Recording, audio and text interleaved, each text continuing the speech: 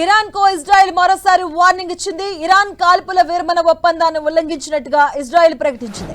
Iran పై ప్రతి దాడులు చేసుకునేందుకు సిద్ధమని తెలిపింది. ఇరాన్ లోని పరిపాలనా కేంద్రాలపై దాడులు చేయాలని ఇజ్రాయెల్ రక్షణ శాఖ మంత్రి ఇప్పటికే ఆదేశించారు. మరోవైపు ఇజ్రాయెల్ ఆరోపణలను ఇరాన్ ఖండించింది. ఇజ్రాయెల్ పై తాము ఎలాంటి దాడులు చేయలేదని తెలిపింది.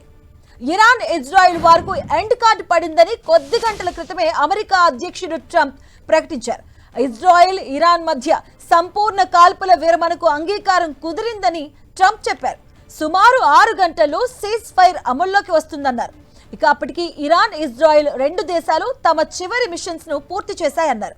ముందుగా ఇరాన్ కాల్పుల విరమణ ప్రారంభిస్తుందని, 12 గంటల తర్వాత ఇజ్రాయెల్ కూడా సీజ్ ఫైర్ ప్రారంభిస్తుందని చెప్పారు. అంటే మొత్తం 24 గంటల తర్వాత యుద్ధానికి పూర్తిగా ముగింపు వస్తుందంటూ ట్రంప్ చెప్పారు. కాల్పుల విరమణ అమల్లోకి వచ్చిందని ఇటు ఇరాన్ కూడా ప్రకటించింది. కానీ ఒప్పందం అమల్లోకి రాకముందే ఇజ్రాయెల్ పై 6 క్షిపణులు ప్రయోగించినట్టుగా ఇరాన్ తెలిపింది. ఒప్పందం ప్రకటనకు ముందు దక్షిణ మధ్య ఇజ్రాయెల్ లక్ష్యంగా ఇరాన్ దాడులు చేసింది. టెల్ అవీవ్ ను లక్ష్యంగా చేసుకుని టెహ్రాన్ క్షిపణులు ప్రయోగించింది.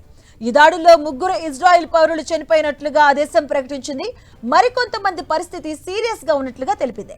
అటు ఇరాన్ మిసైల్స్ దాడుల్లో ఇజ్రాయెల్లోని పలు ప్రాంతాల్లో సైరన్లు మోతమోగడంతో ప్రజలంతా సురక్షిత ప్రాంతాలకు వెళ్లాలని ఇజ్రాయెల్ మిలిటరీ ప్రజలను హెచ్చరించింది. దక్షిణ మధ్య ఇజ్రాయెల్ను లక్ష్యంగా చేసుకుని ఈ క్షిపణులు ప్రయోగించినట్టుగా ఐడిఎఫ్ వెల్లడించింది. జెరూసలేం, బీర్షేబా ప్రాంతాల్లో దాడులు తెలిపింది. ఈ దాడుల కారణంగా బీర్షేబాలోని ఓ భవనం తీవ్రంగా దెబ్బతింది. అందులోని 3 మృతి చెందగా పలువురు గాయపడ్డారు. వారిలో కొందరి పరిస్థితి విషమంగా ఉన్నట్టుగా వెల్లడించింది.